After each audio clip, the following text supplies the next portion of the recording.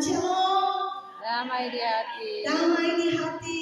Shalom. Ya, puji Tuhan, sore hari ini kita boleh bersama-sama dalam persekutuan ibadah guru-guru sekolah minggu yang ada di wilayah Kalawat 4, di 5 jemaat yang ada bersama orang boleh baku dapat di jemaat kami Lebay Arden Kuwil.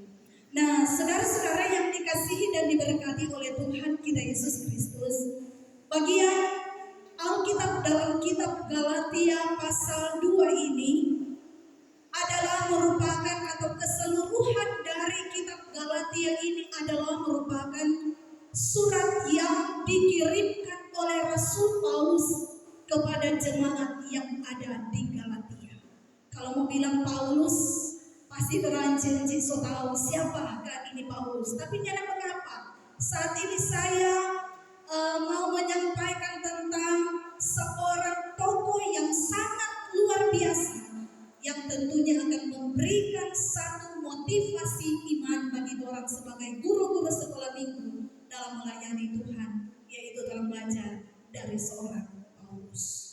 Saudara-saudara yang dikasihi diberkati Tuhan, Paulus ini adalah seorang Yahudi. Dia berasal dari Tarsus yang ada di, kalau dari peta memang tadi dari persiapan kita udah cari dulu DP peta ini. Di mana ini Tarsus ini? Di mana? Ternyata di Kilikia. Kalau tuh Kilikia itu di mana? Itu ada di Turki. Kalau orang baca, kalau di apa ya di peta jangan nanti orang lihat dulu. Nah, saudara-saudara, Paulus ini sebelumnya dia bernama Saulus dan ia adalah merupakan seorang Yahudi yang sangat taat. Dia adalah seorang yang sangat taat. Bahkan dia dibimbing oleh seorang guru yang bernama Gamaliel, yang dimana dia diajar, dia diarahkan belajar tentang sejarah Yahudi. Itu salah satu yang Paulus belajar. Sejarah Yahudi, dia belajar tentang ada kitab-kitab, dia belajar tentang begitu banyak hal. Oleh karena itu tentunya dengan pengetahuan, dengan pemahaman yang dimiliki oleh Paulus ini memang luar biasa. Luar biasa Paulus ini.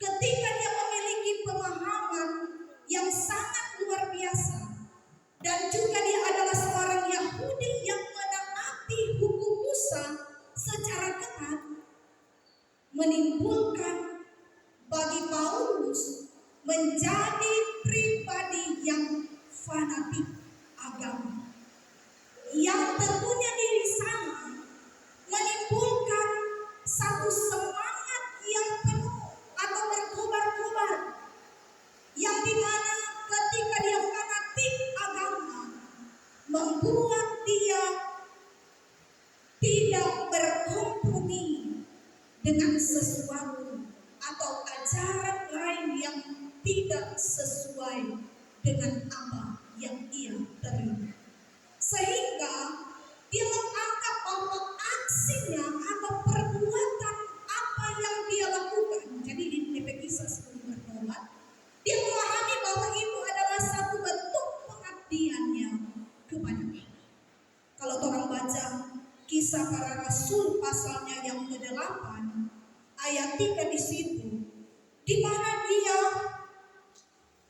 berusaha membinasakan seluruh jemaat di Yerusalem.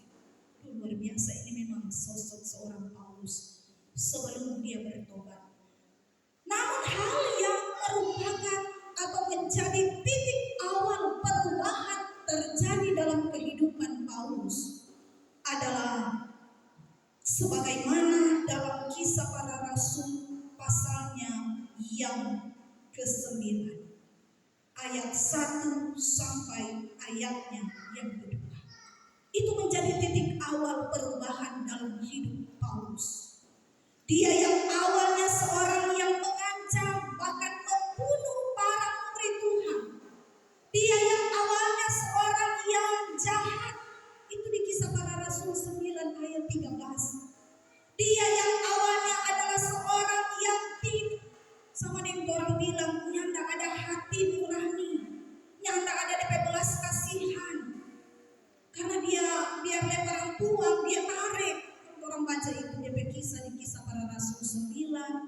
ayat 1 dan seterusnya.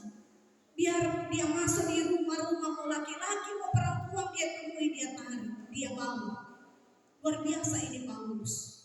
Namun saudara-saudaraku yang dikasihi, diberkati oleh Tuhan, sebagaimana yang saya katakan tadi, bahwa perubahan yang sangat luar biasa terjadi dalam kehidupan Paulus, di mana dia adalah seorang yang sangat luar biasa ketika dia menjadi pengikut Tuhan, yang tentunya dia diproses dengan begitu luar biasa.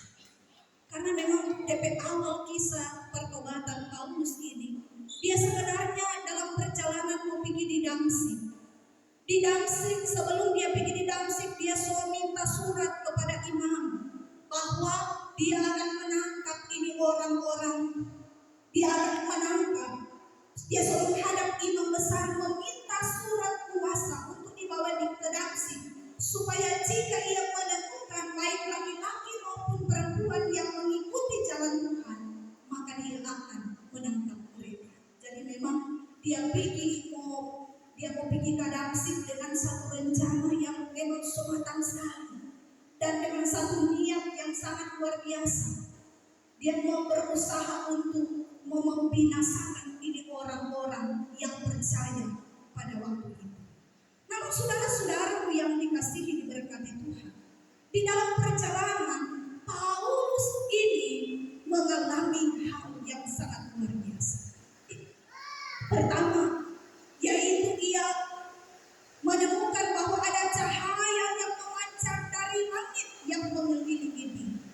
Dan yang kedua adalah dia langsung rebah ke tanah, dan ada suara yang berkata, "Saulus, Saulus, mengapakah engkau menganiaya aku?"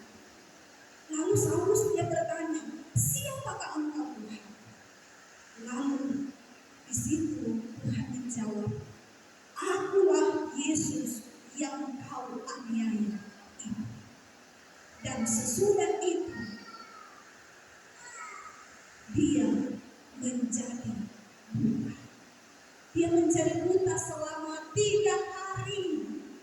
Dan juga dia tidak makan dan minum selama 3 hari. Jadi memang ini proses pertobatan dari Paulus ini memang sungguh luar biasa. Dan dalam proses itu dia mengalami ada begitu banyak hal. Tetapi ketika dia menyatakan kepercayaan yang kepada Tuhan, maka dia dipakai oleh Tuhan dengan heran dan luar biasa.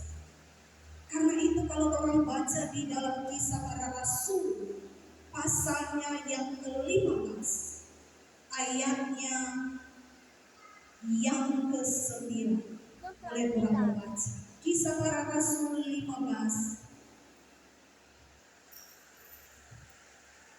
Kisah Para Rasul 9 ayatnya yang ke-15 tahun. Dikatakan begini, tetapi firman Tuhan kepadanya, "Pergilah, sebab orang ini adalah amat pilihan bagiku untuk memberitakan namaku kepada bangsa-bangsa lain serta raja-raja dan orang-orang Israel." Apa maksud dari perkataan ini? Perkataan ini tentunya berasal dari Tuhan kepada Ananias, karena Tuhan menyuruh dia untuk pergi kepada Paulus, karena dia memang sebelum bertobat Saulus. Dan dalam situasi yang seperti itu, tentu Ananias berpikir, dia ini orang yang membenci, dia ini orang yang menganiaya umat Tuhan, dia ini orang yang menangkap orang-orang yang percaya kepada Tuhan pada masa itu. Kok Tuhan suruh dia pergi kepada Saulus, yakni Paulus pada waktu itu. Dan karena itu di sini perkataan yang sangat luar biasa, dikatakan bahwa Saulus itu adalah alat pilihan bagi. Nah, saudara-saudaraku yang dikasihi dan diberkati oleh Tuhan kita Yesus Kristus. Dari sini tentu kita dapat memahami dan kita dapat menyadari bahwa setelah ia bertobat, maka tentu Paulus benar-benar memberi dirinya jadi berkat bagi banyak orang. Karena itu ada perkataan Paulus sebagaimana yang dikatakan di dalam kitab Filipi pasal 1 ayat 21 yang dia sampaikan bahwa hidup adalah Kristus dan mati adalah keuntungan. Tetapi jika aku harus hidup di dunia ini, itu berarti bagiku bekerja, memberi buah. Luar biasa memang. Ketika memang dia bertobat dengan sungguh-sungguh percaya, maka Tuhan pakai dia benar-benar menjadi alat pilihan Tuhan, menjadi saksi, memberi buah bagi manusia. Karena itu di kitab Galatia pasal 2 ayatnya yang ke-20 di sini jelas dikatakan, namun aku hidup, tetapi bukan lagi aku sendiri yang hidup, melainkan Kristus yang hidup di dalam aku. Saudara-saudaraku yang dikasihi dan diberkati oleh Tuhan, ini adalah merupakan satu pengakuan dari Paulus bahwa ketika dia hidup, Kristus yang hidup di dalam dia. Karena dia telah bertobat, dia telah memilih jalan Tuhan, dia telah memilih untuk percaya dan memberikan kehidupannya agar berbuah bagi Allah. Dari kisah Paulus ini tentunya kita akan belajar bagaimana atau apa yang dialami juga oleh Paulus, di mana ketika kuasa Tuhan bekerja, terjadi perubahan besar dalam hidup Paulus. Dan kita menyadari bahwa tentunya orang semua pasti punya masa lalu, sama seperti Paulus. Dia bukan orang yang baik, tetapi dia kalau orang baca kisahnya, dia adalah seorang yang jahat, yang jangan tanggung-tanggung dia akan memberikan satu tindakan perbuatan yang akan menyakiti umat Tuhan pada waktu itu. Tetapi ketika dia bertobat, Tuhan pakai dia menjadi alat pilihan Tuhan berbuah bagi Tuhan. Hal yang sama bagi orang semua. Saya mau memberi gambaran tentang Paulus, karena itu kita coba mencari latar belakang kehidupan Paulus untuk dikontekstualisasikan dengan kehidupan orang sebagai guru sekolah minggu di masa itu. Orang belajar dalam kehidupan Paulus, dia bukan pribadi yang tidak punya masa lalu, tetapi dia juga punya masa lalu yang suram, yang tidak baik. Tetapi ketika dia memasarkan kehidupannya untuk menjadi alat kesaksian Tuhan, Tuhan pakai dia dengan begitu luar biasa. Sama dengan orang semua. Sama dengan tadi itu di awal Diana bilang semua pernah bikin salah. Orang semua pernah bikin salah. Tetapi bagaimana orang mau menata kehidupan ini, memperbaiki kehidupan kita untuk lebih baik lagi orang menata kehidupan kita ke depan. Sama dengan Paulus, dia memperbaiki kehidupannya, dia menata secara baik perjalanan kehidupannya supaya hidup yang dia jalani sekarang adalah hanya untuk Tuhan. Karena itu dia bilang hidup adalah Kristus dan mati adalah keuntungan. Ketika dia harus hidup, dia bekerja dan memberi buah. Itu yang Tuhan mau dari orang sebagai guru sekolah. Itu yang Tuhan mau dari orang semua. Supaya ketika orang diberi kesempatan hidup, orang diberi kesempatan untuk memperbaiki kehidupan kita, maka orang harus bekerja, memberi buah bagi Tuhan lewat anak-anak sekolah minggu yang orang bimbing, yang orang arahkan, yang dimana orang menjadi contoh, menjadi role model bagi anak-anak sekolah minggu. Sehingga lewat kehidupan orang akan berbuah menjadi berkat bagi mereka. Itu hal yang pertama. Dan hal yang kedua yang kita belajar belajar dari Paulus adalah di mana hidup yang dia jalani, di mana dia menunjukkan pemberian diri yang sungguh kepada Tuhan di dalam perjalanan kehidupannya. Walaupun memang awal-awal dia bertobat, ini kisah Paulus ini memang luar biasa. Awal-awal dia bertobat, ada orang-orang yang berusaha mengancam dia. Kalau orang baca di kisah Paulus, ada banyak orang-orang yang berusaha untuk menjatuhkan dia. Tetapi apa yang dilakukan oleh Paulus? Dia menunjukkan lewat sikap hidupnya yang benar-benar mau berbuat bagi Tuhan. Dia menunjukkan lewat sikap hidup dan karyanya yang mau melayani Tuhan dengan sungguh-sungguh. Dia tidak terpengaruh dengan situasi-situasi yang dia alami pada waktu itu. Begitu juga dengan orang sana. Kadang itu kalau orang mau melayani di sekitar orang, ada orang-orang pasti mau bilang bahwa Mbak Kaca, sok suci mau bilang-bilang tompe anak begini. Mau ajar-ajar tompe anak begini, silakan mau hidup dulu bagaimana? Itu dulu. Orang bukan hidup dari dulu, orang hidup di zaman sekarang. Orang hidup di masa sekarang ini.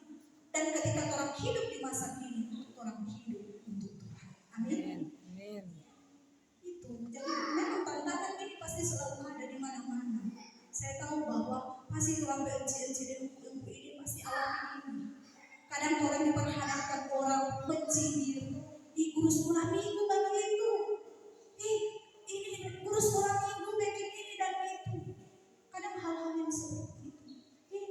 Apalagi kalau untuk orang dengan anak-anak, kalau untuk beranak-anak. Kadang-kadang hal-hal yang seperti itu, cibiran, orang memiliki anak dia. Dulu dia hidup bagaimana so? Dulu dia bagaimana so? Kok sekarang sok mau untuk orang. Kadang-kadang seperti itu. Tetapi marilah orang belajar dari Paulus. Dia tetap menyatakan bahwa ketika sebagaimana yang dikatakan